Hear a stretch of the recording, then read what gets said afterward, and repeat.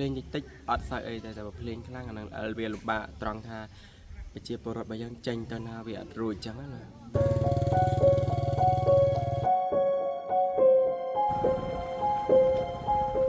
សួរបងប្អូនខ្ញុំសុភាថ្ងៃនេះខ្ញុំនៅភូមិជាំអំពិលហើយនេះជាផ្លូវលំដែលចូលទៅខាងភូមិជាំអំពិលបច្ចុប្បន្នភាពពលរដ្ឋមួយចំនួននៅក្នុងស្រុកមេមត់មានដូចជាភូមិជើងភូមិជាំអំពិលមានភូមិមួយចំនួនទៀតនៅតែមានផ្លូវដែលក្រៅគ្រោះក្រហមហើយគិតទៅបញ្ហារបស់ពួកគាត់គឺនៅពេលដែលខែវស្សាឬក៏មានភ្លៀងមានអាលឹមអញ្ចឹងគាត់ពិបាកធ្វើដំណើរទៅចំការទៅរៀនទៅសូត្រអញ្ចឹងចង់ដឹងបញ្ហាហ្នឹងយ៉ាងម៉េចអាចទៅជួបពួកគាត់ទាំងអស់គ្នាពលរដ្ឋនិងកសិករនៅភូមិជើងឃុំជាំជាប់ព្រំប្រទល់កម្ពុជាវៀតណាមស្នើឲ្យអាជ្ញាធរជួយធ្វើផ្លូវបេតុងជាបន្ទាន់ក្រោយផ្លូវលំប្រែទៅជាភក់និងរអិលខ្លាំងធ្វើឲ្យស្ទះដល់ការដឹកជញ្ជូនកសិផលនិងរំខានដល់ការរៀនសូត្ររបស់សិស្សានុសិស្សបើតាមលោកវើយគៀគឺជាយុវជនមួយរូបក្នុងភូមិជើងឃុំជាំបានឲ្យដឹងថាទោះបីជាផ្លូវលំនេះមានទំហំធំល្មមអាចធ្វើដំណើរបានធម្មតាប៉ុន្តែពេលភ្លៀងធ្លាក់ជាពិសេសនៅរដូវវស្សាដែលមានភ្លៀងធ្លាក់ជោគជាំតែងបង្កការលំបាកយ៉ាងខ្លាំងដល់ពលរដ្ឋកសិករនិងកុមារតូចៗក្នុងការធ្វើដំណើរទៅសាលារៀនភ្លេងតិចអត់សើអីតែភ្លេងខ្លាំងអានឹងវាលំបាកត្រង់ថាប្រជាពលរដ្ឋបើយើងចេញទៅណាវាអត់រួចចឹងណាចឹងវាពិបាកខ្លាំងចង់ថាឲ្យប្រជាពលរដ្ឋជើងវាមានវាថាផ្លូវល្អទៅសាស្ត្រាចារ្យគាត់ធ្វើដំណើរទៅក៏គាត់ស្រួលជិះដែរអញ្ចឹងលោកវ័យគៀបានបញ្ជាក់ថាស្ថានភាពផ្លូវលំបាកធ្វើដំណើរនៅរដូវវស្សានេះបានអូសបន្លាយរយៈពេលជិត10ឆ្នាំទៅហើយបច្ចុប្បន្នអ្នកភូមិពុំទាន់ទទួលបានព័ត៌មានណាមួយជុំវិញការអភិវឌ្ឍទៅជាផ្លូវបេតុងឡើយលោកបន្តថាឲ្យតែពេលមានភ្លៀងធ្លាក់អ្នកភូមិមិនអាចធ្វើដំណើរទៅណារួចក្រៅអំពីសំងំនៅក្នុងផ្ទះនោះទេដោយសារពេលដើរវាមានសភាពស្អិតខ្លាំងចំណែកឯពេលជិះម៉ូតូឬកង់វិញគឺរអិលដួលតែម្ដងបាក់ពីច្រើនគឺមិនភ្លេងខ្លាំងគឺពិបាកធ្វើដំណើរហ្មងគឺដោយសារនៅក្នុងភូមិយើងភ្លេងមកវាទឹកហូរតាមផ្លូវបណ្ដោយហើយណាមួយផ្លូវក៏វាអត់ទាន់ស្អាតយើងស្នើសុំ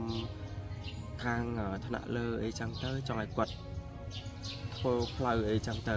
ព្រោះណាមួយផ្លូវរបស់យើងគឺវាលំបាកខ្លាំងមែនតើ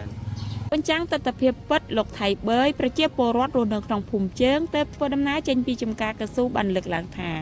ផ្លូវលំដែលមានភក់នៅពេលភ្លៀងនិងរអិលខ្លាំងប្រហែល2គីឡូម៉ែត្រនេះនឹងក្លាយជាឧបសគ្គដ៏ធំមិនត្រឹមតែរូបលោកទេសូម្បីតែចៅតូចៗក៏ត្រូវជួបគ្រោះថ្នាក់រអិលដួលរាល់ថ្ងៃពេលធ្វើដំណើរទៅរៀននៅក្នុងរដូវវស្សាប្រហែលនោះថាពី300ហីដល់ខ្នល់លើនោះអានោះទៅត្រឹមចុងភូមិនោះបើគេចាក់ត្រឹមចុងភូមិចាស់ក្រៅទៅពីដឹកកសិផលអីពេលភ្លៀងហ្នឹងសិស្សសាលាអីមើលទៅស្រួលធ្វើដំណើរអត់ពូសិស្សសាលាវាអិលនោះតាមផ្លូវលើនោះឡាប់ផ្លូវលើនោះចឹងពូបារម្ភអត់ចៅទៅរៀនចៅទៅអីពេលរលឹមខ្លាចវាដូលនេះដែរនោះឆ្លើយតបនឹងការទាមទាររបស់ពលរដ្ឋលោកមើកនៅជាមេឃុំជាំក្នុងស្រុកមេមត់ទទួលស្គាល់ថាបច្ចុប្បន្នភូមិមួយចំនួនក្នុងឃុំរបស់លោកពិតជាមិនទាន់មានថ្នល់បេតុងនៅឡើយហើយធ្វើឲ្យពលរដ្ឋពិបាកធ្វើដំណើរនៅពេលភ្លៀងឬក្នុងរដូវវស្សាពិតមែនលោកមេឃុំបញ្ជាក់ថាទោះបីជាមានការអភិវឌ្ឍផ្លូវបេតុងបានខ្លះក៏ពិតមែននៅក្នុងឃុំលោកប៉ុន្តែវាមានតិចតួចនៅឡើយទោះជាយ៉ាងណាខាងឃុំបានព្យាយាមលើកសំណើគម្រោងដើម្បីអភិវឌ្ឍផ្លូវជាបន្តបន្ទាប់ជាក់ស្ដែងក្នុងឆ្នាំ2026នេះទទួលបានគម្រោង3ខ្សែប៉ុន្តែអាចធ្វើបានត្រឹមតែផ្លូវលំប៉ុណ្ណោះនិយាយមកគឺមាន3គម្រោងឆ្នាំ2021នោះគឺមានភូមិលេខលើភូមិជាំនិងភូមិជើងយើងសិក្សាប្រវែង2860ម៉ែត្រចុះគម្រោង3គម្រោងហ្នឹងយើងចង់ធ្វើផ្លូវលក្ខណៈចាក់កៅស៊ូឬបេតុងមិនទូលនៅ3គម្រោងយើងធ្វើទី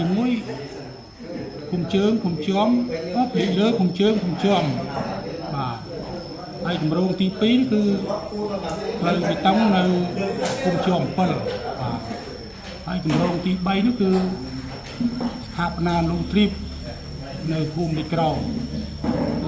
សូមបញ្ជាក់ថាក្នុងឃុំជាប់មានភូមិសរុបចំនួន10ហើយភូមិដែលនៅមានផ្លូវរអិលនិងលំបាកធ្វើដំណើរខ្លាំងមានចំនួន6ភូមិរួមមានភូមិជើងភូមិជាំភូមិពភ្លាំភូមិមងភូមិងាវនិងភូមិជាំអំពិល